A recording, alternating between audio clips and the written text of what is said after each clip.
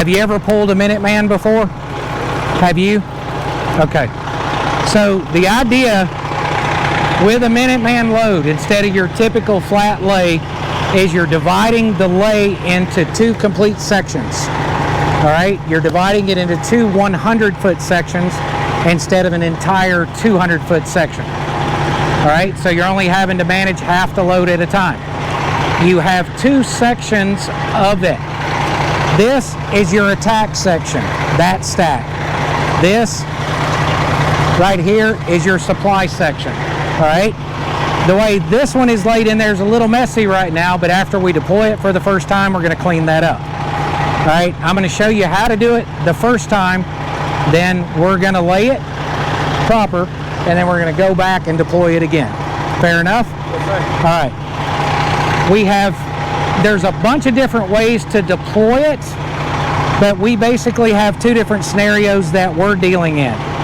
We have less than 100 feet from the entry point, and then we have further than 100 feet. So what we want to do, another benefit, is to clear this hose bed as fast as we possibly can so the pump operator isn't dealing with a big pile of spaghetti. Got it? All right. So first thing we're doing is hunting for the bell, which is right here. When you pull that, you want to pull that so the nozzle is right at about here. Hold this tight. Shoulder it, and you walk forward, you're going to feel it hit your back.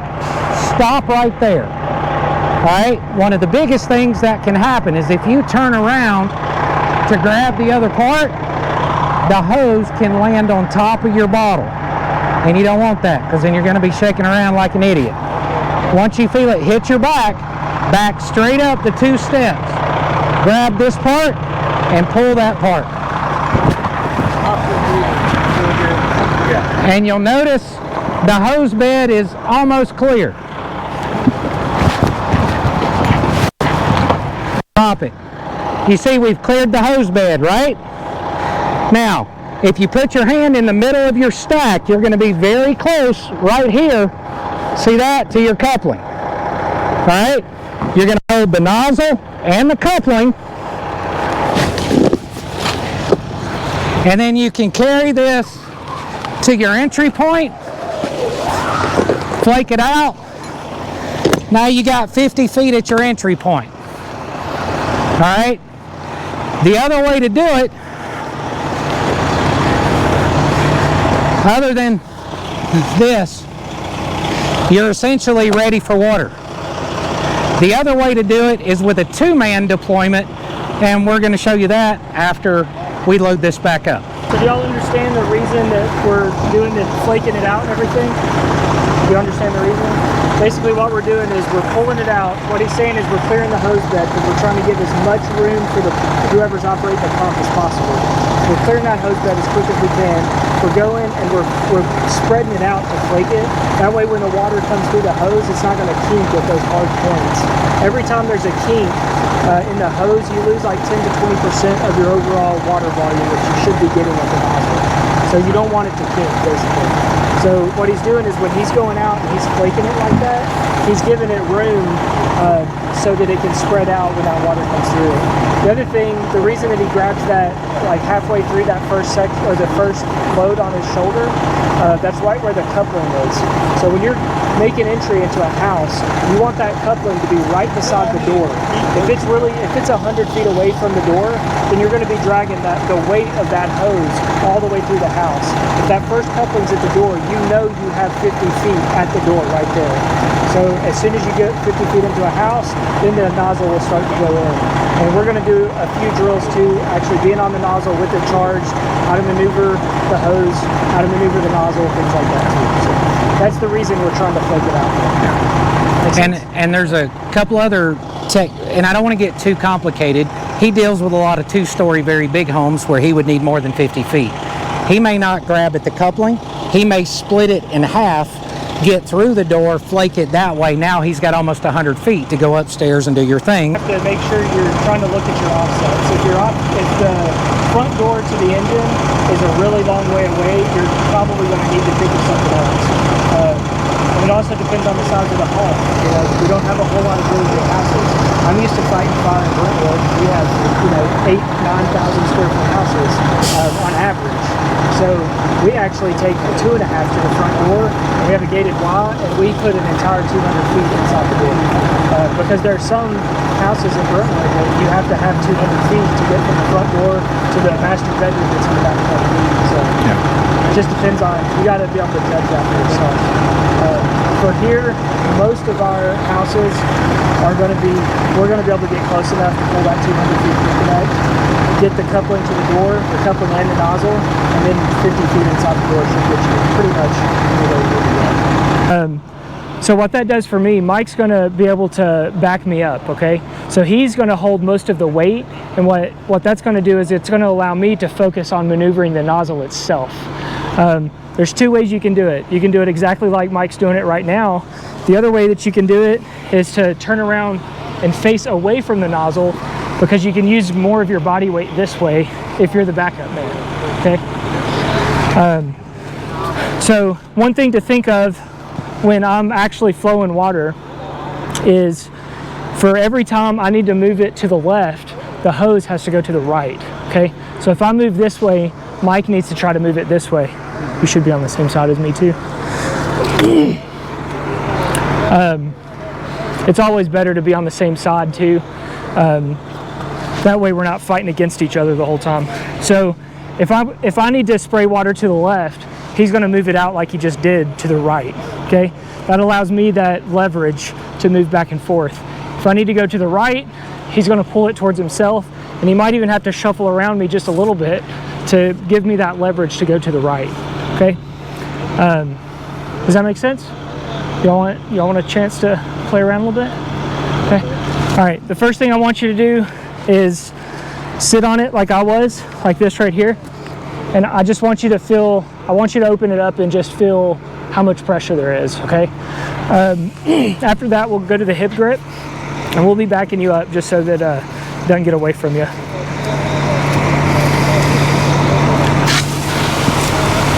Thank you. Oh, you're welcome.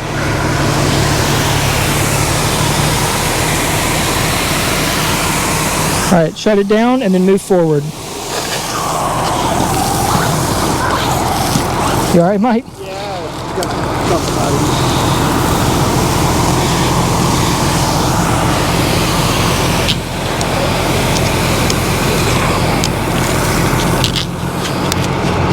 How's that feel?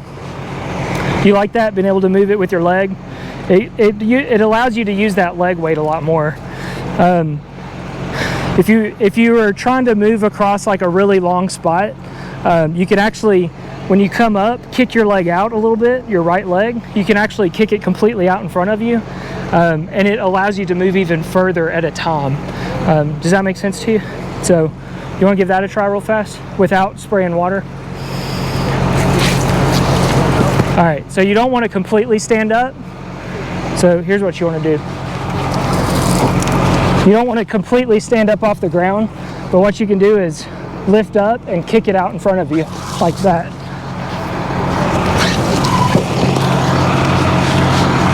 So you're moving several feet at a time rather than those really small incremental steps.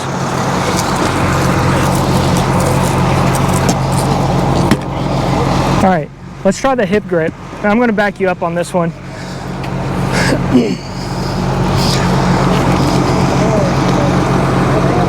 Yep. All right, you ready? I'm going to release some pressure. So you feel that? So if I pull towards you like this, you have a lot more control over the nozzle now, because I'm holding most of the pressure back while you're able to focus on moving the nozzle. All right. Very good. You ready?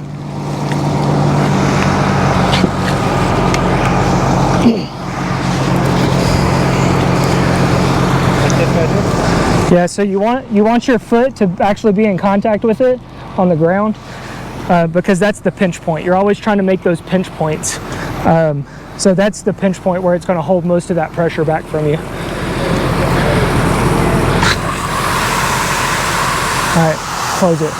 See how you didn't have the weight on your foot? Yeah, so try to put that weight on your foot to get that pinch point. There you go. And then you have full mobility to move it around. Try not to let it kink right here. So you want to hold it like right here. Yep, there you go. And then you might need to push that down a little bit while you move this like that. There you go. All right. All right, we'll try the hip grip. So what I'm going to do is I'm going to start holding the pressure first, and then I'm just going to slowly let you feel it. Yep. All right, you ready? Try not to hold that bell right there. Try to either hold in front or behind it.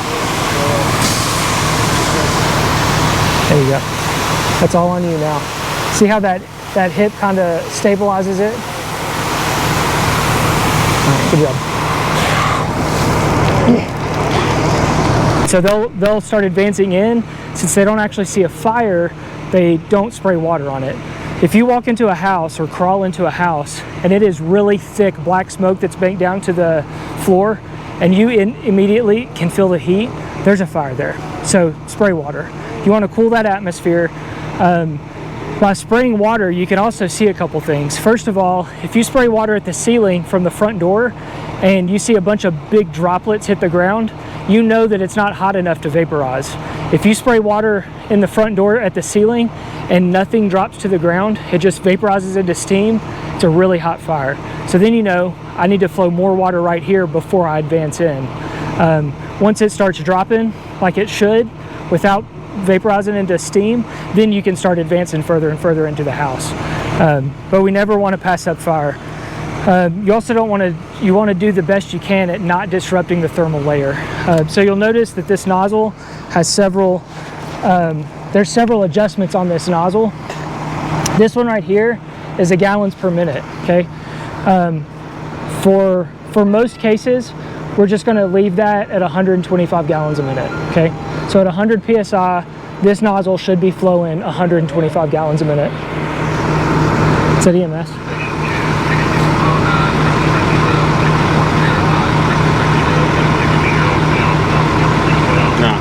Okay. So that's the first one. You have this gallons per minute adjustable. You also are able to move this in and out, okay? So the kind of the saying is right for reach. You want to go to the right and it gives us that straight stream that we just saw, and left for life, okay? Since y'all two new guys are in here, tell him to look through here. Look there. All right, we're deploying this one from this side, that one's from that side. One thing you always want to make sure is this coupling is always facing the side you're deploying from, because what you don't want to happen is that to get in a bind and you got a firefighter getting ready to go inside and you got a kink right there. Always make sure it's that way. All right, you have to remember we have two stacks. And remember that. This is the supply stack. This is the attack stack. All right? All right. The nozzle goes on the attack side on the bottom. We're going to get to that in a second. But we're going to load the supply side first. Because how we stack this is strategic of clearing the bed as quickly as possible. And remember when I showed you of grabbing in the middle of the stack? That's where your coupling is. So that when you get to the entry point, you've got a coupling and a nozzle and 50 foot to go interior. All right, so that's what I'm going to show you. Your first roll, come over here and grab this one, and we're going to go back and forth, all right, and flush it out on that side. All right, on this first one, you notice I bent it. The second one, we're going to make a loop about that big. And the reason I'm doing this, look through the bed. He ain't looking. I think he's trying to get up. Oh. The reason I'm doing this is because when you grab both loops at the same time to deploy, you only have to step out. This truck's about 8.5 feet wide. So when 8.5 feet away from the truck, the bed's empty. That make sense? Yes, sir. All right. Short loop. Now let's keep going. All right, right there. Got it? Now, you see the coupling's right there, right? Yes, sir. We want to be as close to the coupling on your second loop as possible. Like stop. Then you know in the middle. So if you just ran the coupling, you run your second loop. Oh. All right? And just keep flushing it out on the other side. Now, when you get the coupling, just lay it over to the side. All right, go ahead and roll back with it. Just lay it to the side. Push all this up against here as tight as you can. All right, now the second part is a lot easier than you might think. We're going to go to our nozzle end. That one up there. Just go ahead and grab that or that one. One of the two. Either one, doesn't matter.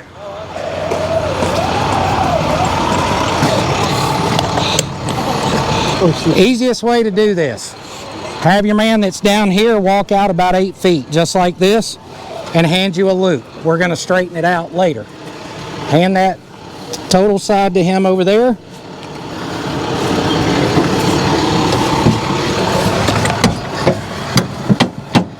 You flush? Is he flush? Yep. Yes, sir. All right, you see what I just did?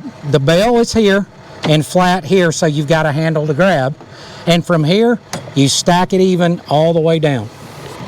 And it's not sticking out past the cab, so you don't have to worry about it hitting. You don't have to worry about it hitting nothing. All right.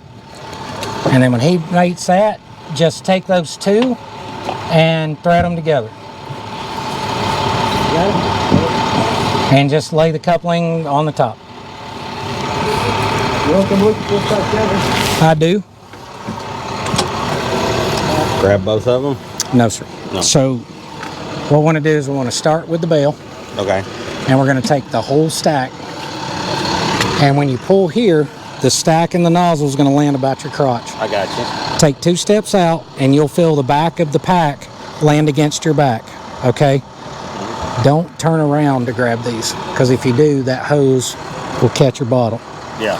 So you just want to take the back, grab both just like that, and then walk straight out. This one will drop tight 10 feet away, and you're going to keep holding to that one till it flakes all the way out. Now, the one thing that we did not do, and have him come around here real quick. All right, since it's getting dark, we'll do it on the next training rotation. The one thing we didn't do was a 2-man deploy. We showed you 1 man, right? So if we're, for example, to that door, 1 man could do it with no issue. But if we're the red truck or the light pole, we don't have enough room to get everything out. So to get it out quick, 1 man is going to grab this pack and go. The second man can step over, grab this, and walk straight that way with it. Then you don't have this huge bulk of hose that's right here. So if you're 50 to 75 feet from the entry point, do a 2-man, let the second guy just grab these loops and run. Come out, clear the bed, and then go and down. run that way. Now, he's got a big loop with no kinks, and the man on the nozzle is going to do exactly the same thing he would normally do. Grab the bite, turn, flake it, carry this hand, which is going to have your coupling or close to your coupling, and the nozzle in your other, straight to the entry point.